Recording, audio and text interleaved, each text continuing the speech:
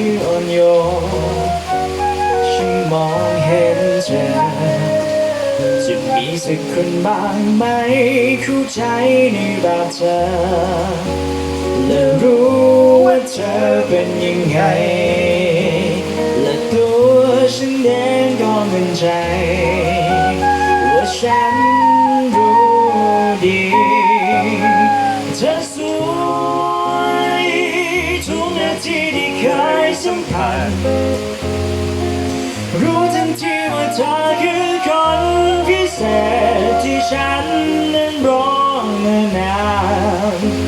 ที่ฟ้าให้มาเจอ